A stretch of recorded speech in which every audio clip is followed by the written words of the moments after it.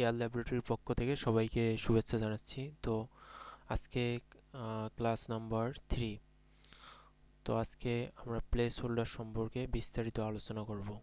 তো place holder সম্পর্কে গত পর্বে একটা বেসিক ধারণা দেওয়া হয়েছে। তো আজকে আমরা প্লেস হোল্ডার নিয়ে একটা বিস্তারিত আলোচনা করব এবং প্রোগ্রাম কোড লিখে প্রোগ্রাম রান করে বিষয়টা আজকে দেখব। তো প্লেস হোল্ডার সম্পর্কে গত পর্বেই আপনাদের আইডিয়া দেওয়া হয়েছে যে আমরা ইন্টিজারের ক্ষেত্রে ব্যবহার করব ইন্টিজারের ক্ষেত্রে %d, ক্যারেক্টারের ক্ষেত্রে %c, ফ্লোটের ক্ষেত্রে %f এবং ডাবলের ক্ষেত্রে %lf। তো আমরা একটা কোড লিখে বিষয়টা দেখি।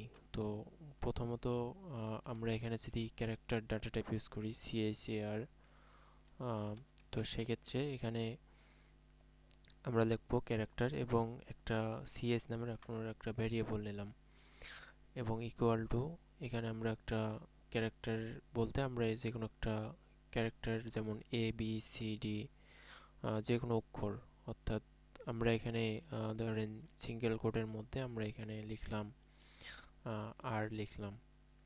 তো এটি কিন্তু একটা ক্যারেক্টার,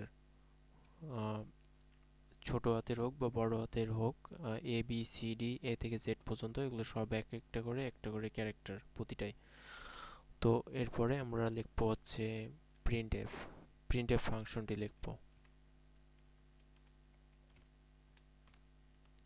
তো প্রিন্ট এফ লেখার পর এখানে ফার্স্ট ব্র্যাকেট ওপেন ক্লোজ যেহেতু ফাংশন এটি, এবং ডাবল কোটেশনের মধ্যে আমরা লিখবো হচ্ছে পার্সেন্ট, ক্যারেক্টারের জন্য আমরা এখানে %c প্লেস হোল্ডার হিসেবে নেব এবং কমা দিয়ে এখানে ভেরিয়েবলের নামটি দেবো, অর্থাৎ cs নামে যে ভেরিয়েবলটি নেওয়া আছে সেই ভেরিয়েবলটি, এবং অ্যাট লাস্ট আমরা সেমিকোলন দিয়ে লাইনটি শেষ করব এবং সবশেষে থাকতেছে রিটার্ন 0।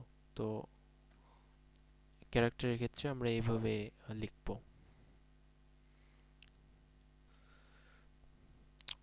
কন্ট্রোল এস দিয়ে সেভ করার পর বিল্ড থেকে বিল্ড অ্যান্ড রান আমরা যখন যাব সেক্ষেত্রে এখানে কিন্তু আমাদের কনসোলে আউটপুট প্রিন্ট করে দেখাচ্ছে, আর অর্থাৎ আমরা যে ক্যারেক্টার মানটি নিয়েছি আর নামে সেটি আমাদের এখানে প্রিন্ট করে দেখাচ্ছে। তো এক্ষেত্রে এখানে আমরা যদি এখন ক্যারেক্টারের পরিবর্তে ধরেন ফ্লোট ডাটা টাইপ ইউজ করি, তো ফ্লোট বলতে এখানে দশমিক বোঝাচ্ছে। ফ্লোট বলতে আমরা বুঝতেছি এখানে দশমিক মান। তো সেক্ষেত্রে আমরা ফ্লোট ডাটা টাইপ ইউজ করব এবং ফ্লোটের ক্ষেত্রে আমরা এখানে প্লেস হোল্ডার হিসেবে ব্যবহার করব হচ্ছে এফ। তো আমরা এখানে যদি লিখি যে ফ্লোট এফ হলো এটি ফ্লোট, তো লেখার পরে বোঝাচ্ছি আপনাদের।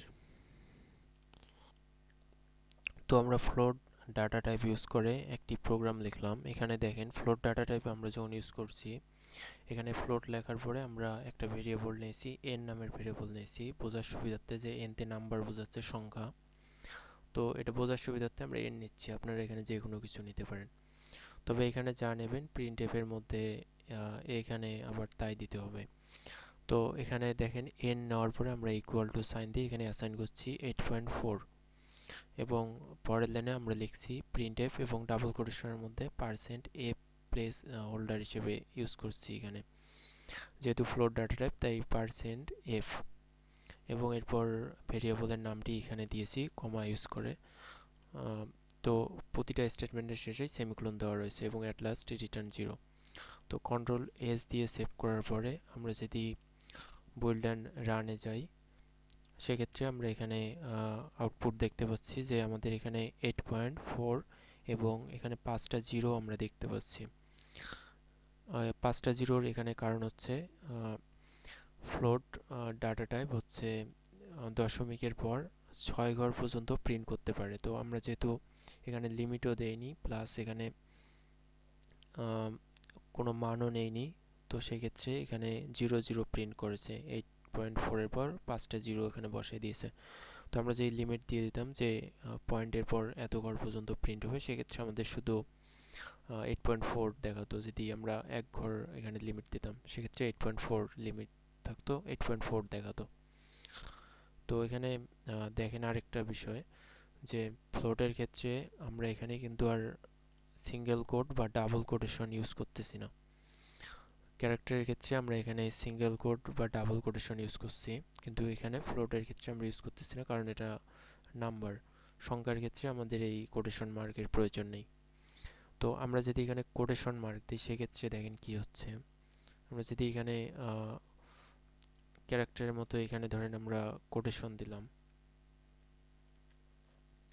তো সেক্ষেত্রে কন্ট্রোল এস দিয়ে সেভ করলে আমরা যখন বুইল্ড অ্যান্ড রানে দিচ্ছি সেক্ষেত্রে আমাদের দেখেন ভুল মান কিন্তু প্রিন্ট করে দেখাবে।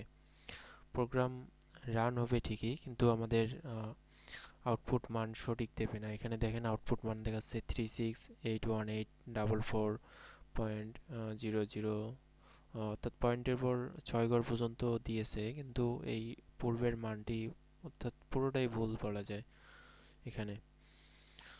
তো এখানে নাম্বারের ক্ষেত্রে আমাদের কোটেশন মার্ক লাগতেছে না। তো এরপর বুইল্ড অ্যান্ড রান দিলে এখন দেখেন আমাদের কোটেশন মার্ক উঠায় দেওয়ার পরে এখন কিন্তু আমাদের প্রোগ্রাম ঠিকভাবে এখানে কাজ করবে। তো 8.4 এবং 00 প্রিন্ট হয়েছে, তো ঠিক আছে। তো একইভাবে ধরেন ডাবলের ক্ষেত্রেও সেম কাজ করতে হবে। তো এটাই ছিল আজকের মূলত প্রোগ্রাম। তো ক্লাস নাম্বার 3-তে আজকে জাস্ট এতটুকুই আপনাদের ধারণা দেওয়া হলো। আপনারা ডাবল এবং ডাবল টি আপনাদের টাস্ক থাকলো, এটি আপনারা নিজে চেষ্টা করে দেখবেন। যদি না হচ্ছে, যদি পারতেছেন না, এমনটা যদি হয় সেক্ষেত্রে কমেন্টে জানায়েন বা ইমেলে ইনবক্সে নক করিয়েন।